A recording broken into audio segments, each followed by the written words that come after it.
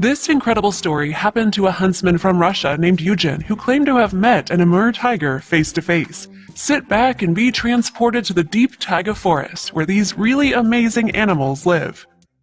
Eugen was born and raised in these forests. As a boy, he heard incredible stories from his parents and grandparents about encounters with tigers, but these stories were more like fairy tales for kids. So Eugen grew up knowing that tigers lived in those forests, but he never saw one in person. Eugen married Maria and got a job as a gamekeeper. They had a daughter whom they loved dearly. When she grew up, she got married and moved to the city.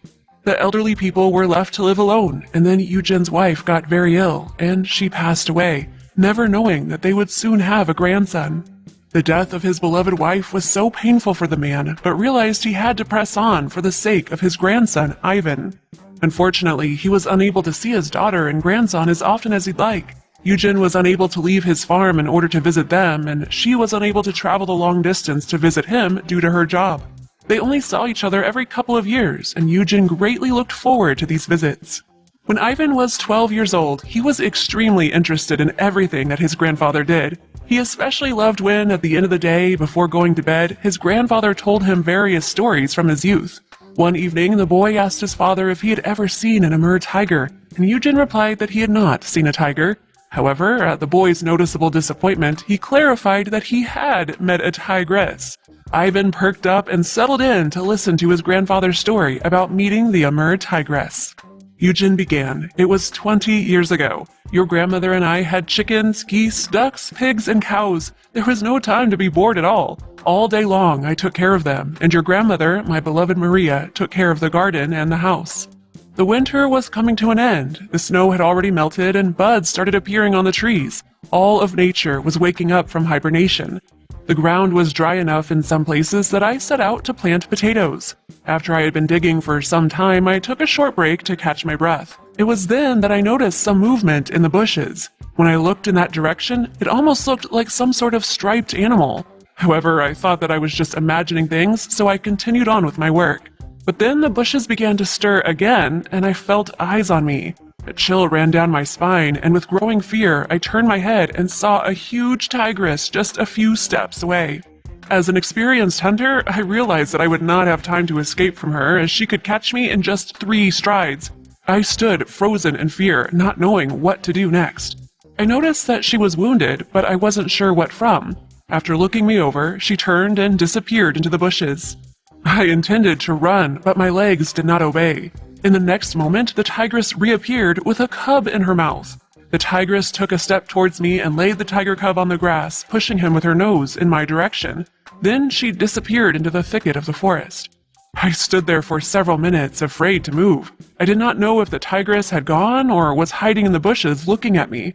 But one thing I understood for sure, she clearly brought her baby to me. There was no doubt. She wanted me to take care of him, since she was injured and could not take care of him on her own. After a while, I went up to the small striped cub and looked at him. He was so little, about a month old. He clearly did not yet know how to feed on his own, and now he was lying on the grass and desperately meowing, calling to his mother. That's when I realized that she would not return. I picked him up and carried him home. You should have seen the look on your grandmother's face when she saw a real live tiger in my arms. We sat together and looked at him, not knowing what to do. After some discussion, we decided we should feed him until he was ready to go back into his native forest. Your grandmother fed him with a bottle for the first month, and then he graduated to raw meat during the second month. Fortunately, I was a skilled hunter, so we always had fresh meat in the house. The tiger cub grew very quickly, but he acted just like a domestic cat. He got along well with our other animals and did not show any aggression.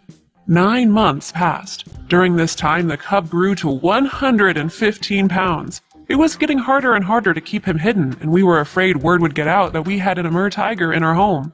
Their fur was very valuable on the market, so it was important that his presence remain a secret for the sake of his safety.